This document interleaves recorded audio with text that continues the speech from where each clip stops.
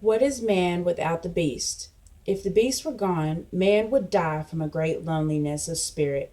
For whatever happens to the beast soon happens to the man, said Chief Seattle after signing a peace treaty with the U.S. government. Do animals have rights? In the 19th century, North America's the answer was no. We think about animals as objects whose purpose of things is to serve humans' ends. Most of us know that what we do to animals we would never do to humans.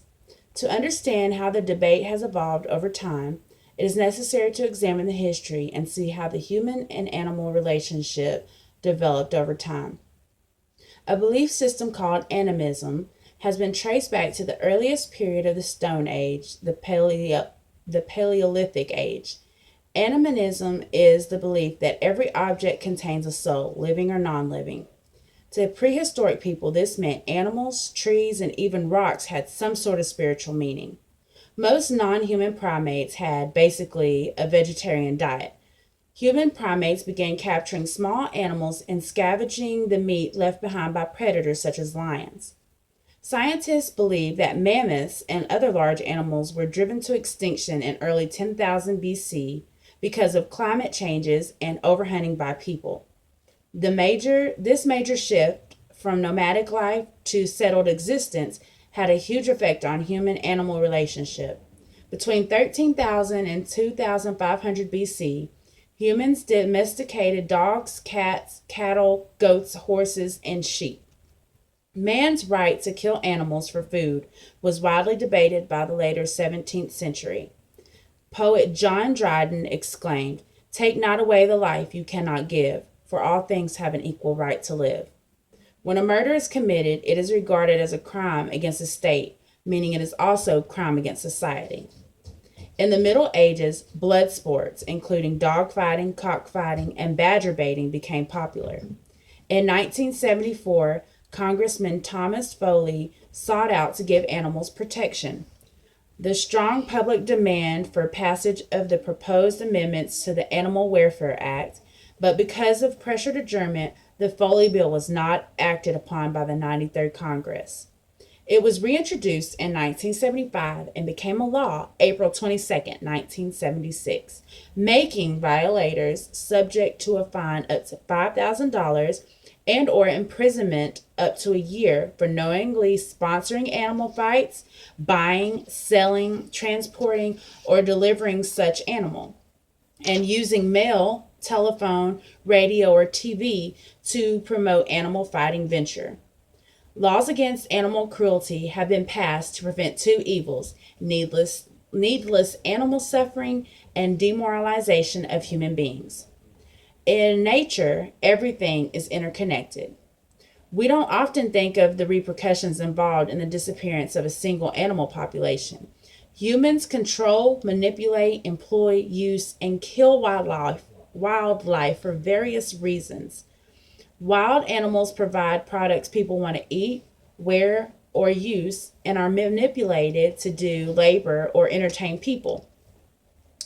They are also useful in scientific and medical studies and research. Most animal rights advocates believe that animals should not be used at all. They consider them free beings with the right to live undisturbed in their natural habitat.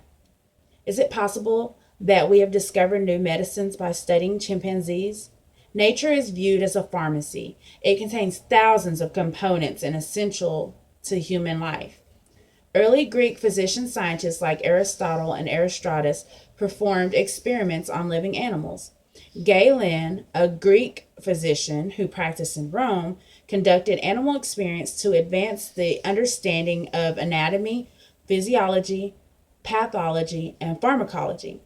Drug testing using animals became popular, and in the late 1950s and early 1960s, a drug fiasco arose with thalidomide.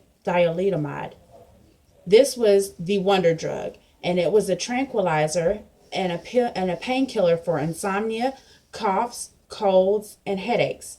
It was also effective for morning sickness for pregnant women. Hence, more than 10,000 children in 46 countries were born with malformations or missing limbs. The drug was withdrawn in 1961. According to the Humane Society International, the animals used in these experiments are generally exposed to forced feeding, forced inhalation, food and water deprivation, prolonged periods of physical restraint, burned and wounded to study healing time, and inflicted pain to study its effects and remedies.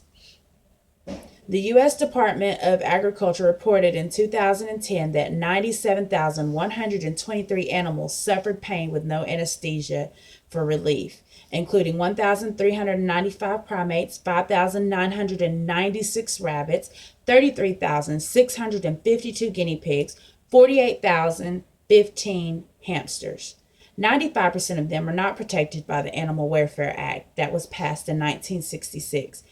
The AWA does not cover rats, mice, fish, and birds, which made up 95% of the animals used in these researches. 94% of the drugs that passed through the animals did not pass through human clinical trials. Surveys propose that those who neglect and abuse animals intentionally are primarily male and under 30. Those involved in animal hoarding, however, are most likely to be female over 60. The animals who are abused most often are dogs, cats, horses, and livestock. In 2007, based on the numbers from petabuse.com, 1,800 cases, 64% involved dogs, mainly pit bull breed, 18% involved cats, and 25% involved other animals. In one survey, 71% of domestic violence victims report that their abuser also targeted their animal. Neglect and abandonment are most common forms of animal abuse in the United States. Torturing an animal, starving, failure to provide shelter, abandoning, transporting, and others seriously working animals are actions defined to cruel punishment in Texas. House Bill 653 and Senate Bill 1724 made it punishable $10,000 fine up to 2 years in jail. Animal rights are meant to be set to human behavior in relationship with animals. Animals are vulnerable, defenseless, and completely in man's power. They should primarily be given the legal right to demonstrate their natural behavior. They feel pain, stress, and frustration with the many of ways that they are abused. The question is not, can they reason, nor can they talk, but can they suffer?